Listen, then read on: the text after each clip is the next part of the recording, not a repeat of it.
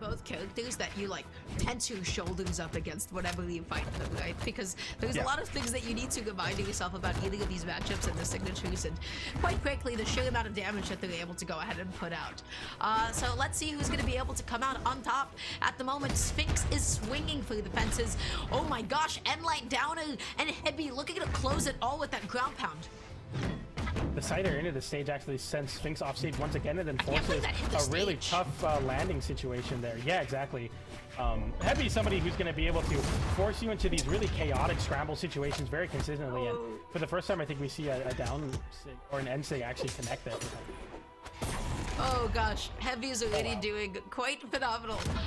Those were 3 N6s in a row, and you whiff the first one, you're able to go ahead and GC N6 the other one, and it just comes out and it's so quick and it's so devastating. Hebi, just so much momentum, so much pressure right now. Sphynx able to land successfully using that sidelight, but no like significant strings quite yet. Can you get this edge guard? GC sidelight doesn't come out. Huge weapon toss, but the cannon cider just enough. This is looking definitely Hebi's game to lose here. Sphynx is able to close out that with the tournament combo. The down like into the recovery, keep it nice and simple, especially when Hebi's at such high damage, who looks to fight there on the weapon tosses, gets called out, hits like 2 hits of the nair, but gets hit by 2 weapon tosses, so maybe not the best option. But right now Sphynx with the size in hand, looking to continue this advantage state. No punish after that initial Endlight. Goes through the weapon toss, using up the recovery. Hebi is going to be opting to pick up the sword, and now you are at just enough damage. D-Light recovery is going to be more than enough to be able to KO off the top. Hebi is looking fantastic at the moment. I think Hebi's kind of a genius. These N-Sig placements are so smart. There, it forced Sphynx to go low, and then he got caught up by the dash-up N-Light. So you're seeing Hebi using it kind of like a Yumiko Sig in a sense, where it's like, if it hits, it's cool, but if it doesn't, it still takes away so many options and conditions these really terrible habits off stage. Really smart stuff from Hebi. Yeah, and we'll talk about projectile theory in just a moment after this game, because right now Hebi is going to be looking for a way to get back onto stage. Does so successfully. GC D-Light into recovery is somehow not enough. Hebi looking to do something crazy. That touches the wall. Sphynx has to give up space because Hebi uses the down sig twice there to great success, and then going for the end sig there. Didn't find the connection, but that has to be tilting for Sphynx, who was unable to punish that sig. Hebi did it 3 times and it worked every single time. Oh my goodness, the nair comes in. Sphynx in a bad spot there, avoiding the end sig, but didn't get a punish on it either, so not too bad for either player. But right now Hebi looking like it's his game to win. Okay, Hebi. There it is. There it is. Dash jump, dash land, back and forth in place until you decide to press a cider. That is, I mean, you just got dash danced on. That's the best way to put it. You just got dash danced on, and at the last moment you didn't expect a cider, and it came out and it connected. Okay, you know, you started talking a little bit about like the value of a projectile in Brawlhalla, or at least the value of missing one. And yeah, I feel like Sidra is one of the few characters that this applies to, alongside Yumiko. But especially when it comes to edge guarding with Sidra and Zig, the goal is not for the cannonball to connect. Projectiles don't have to hit. The goal of the projectile is to make your opponent do something else. Use a jump, use a dodge, make them do something that eliminates some of their resources. And that is exactly what Hebi is doing, in addition to taking advantage of the lack of end lag. Yeah, and because of the lack of end lag, you're able to do a lot of end sigs in spots that like other legends that have projectiles just aren't really able to do so. So you're seeing a lot of success off of that for sure right now, as Sphynx is scouring out a way to break the mold with these gauntlets in hand. I feel like it's been the Hebi show so far in that first game, so I want to see Sphynx kind of get some aggression and some offense going, and really not let up the brakes, because I feel like that's what Sphynx is really good at, is kind of smothering his opponent, not giving space. But so far Hebi is coming out on top in that gameplay. Okay, dash jumping, gonna be looking for that D-Light, finds the D-Sig, and oh, that angle. Just KO'd outright. Oh, that angle. That was brutal. That made any mathematician go, ugh.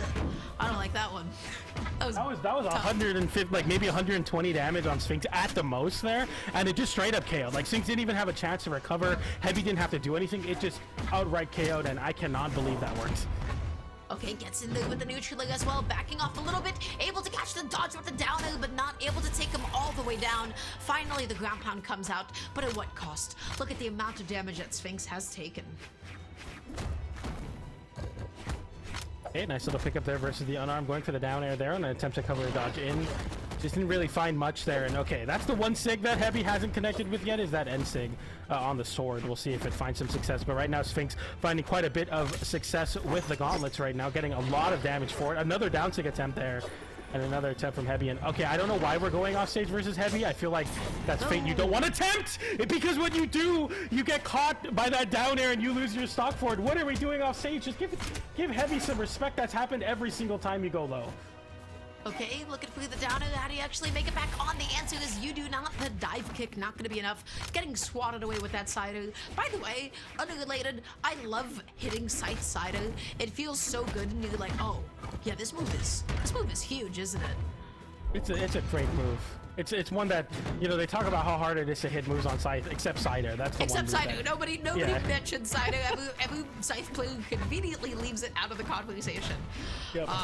Right now, Sphynx gonna be looking for that sidelight, not finding it. Hebi tossing out that neutral. That's just a get off me option. You got 2 exclamation marks. You gotta get that gone. If that sidelight connected off of that nair, that could have been the end of the game. But oh my goodness, Hebi with the weapon toss into the GC downlight. Unarmed picks up the weapon, gets a nair for it, and the damage slowly swinging into Hebi's favor as the nairs come in. And this is kind of where the consistency of cannon plays into effect in the juggles. And finally, an N-Sig connects, and Hebi is able to snowball off of that insane out of disadvantage weapon toss. GC downlight unarmed picks up the cannon again, goes for a nair, sets up a juggle, wins the game for it. Hebi is playing way too clean.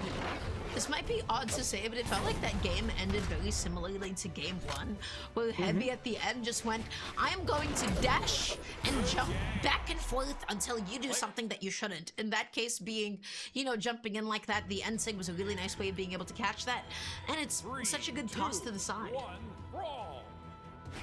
That was absolutely insane there. I think I said it was a weapon toss, GC downlight, unarmed pickup, ground pound from cannon, which is even crazier to hit, by the way. Very, very clean stuff from Hebi, and that's definitely not a tournament combo. You don't just go for that unless you're feeling it. That's a tough one. Not at all. Neutral Cider connects. The final neutral is not going to be able to do so. Hebi. Yeah, it's tough with sides sometimes, right? Side's hitboxes minus side are a little bit difficult to connect in those kinds of moments, especially when your character model is shifted. Okay, going for the big down 6 swing there, then immediate end light. That's a classic little trap from Sidra players. If you try to dash jump off stage and position yourself to hit Sidra holding onto the wall, you get caught by that end light. Or end sig, sorry. Cannon in hand. Just the very last hitbox of Cider able to connect while that move is active. It stays out so long. What a crazy move. Nice little end light there on the unarmed there. Sphynx, I feel like it has some moments where like you're seeing Sphynx and you're like, okay, this is the dominant gameplay we need to see from Immortex. But then as soon as Hebi's able to get in the game, you're just seeing like a big differential. I find in terms of like punish and how much damage they're able to put out. I feel like Hebi just gets so much damage off of any opening. As I say that though, the end lights come in from Sphynx, who's looking to get some aggression started here. D-Light, Downer, looking for another Downer as well, coming back onto the stage, N-Light, Cider, again, that same neutral does not connect. Hebi, that grounded hitbox to the ground pound, everybody knows it, some people love it on Cannon. Oh no. Love that fadeaway, by the way, from Hebi, that was huge. I like that from Sphynx too, not going for like the super aggressive option, going for one that's risky, but not the most risky, because I feel like you've been caught out a lot for it. As I say that, go whiffing very, very big on that. And oh my goodness, the slide off N-Sig connects there off the backboard, isn't able to capitalize with a KO, but that GC down sig surely will. And Hebi is absolutely styling on the cannon right now. I don't know what to make of that. I don't know what to make of that N-Sig. You know, it was How did like we get back in the game after that? Because it didn't even KO. You know, the grounded, you know, the GCD sig that did KO, but oh my gosh, the side-to-side combo finally gets punished, eats that side at the end. Hebi leaned in a little bit too far, but got so much damage as a result. Little movement here from Hebi, who's unarmed and has to deal with the gauntlets. The gauntlets do stay on the side of Sphynx here, who's looking to get some strings going, but a run off into the N-Sig to create some space between. The N-Light comes in and trying to catch an immediate jump. We see the Nair and we see the chase dodge down. A very scary spot, but the cannon Cider gets yourself back to the wall, but the juggle doesn't end as Sphynx is able to get so much damage there and slowly even up the damage. Not quite enough to even it up, but good to see that. And oh, there it is. Down 6. That's going That's to the be closing. another it. signature to be able to finish out that game and to finish out that set successfully. Hebi gonna be moving on to elimination side finals. Yeah, so what did Hebi do good? I feel like Hebi's a little unpredictable sometimes, especially when it comes to finding those win conditions, when it comes to getting those final KOs.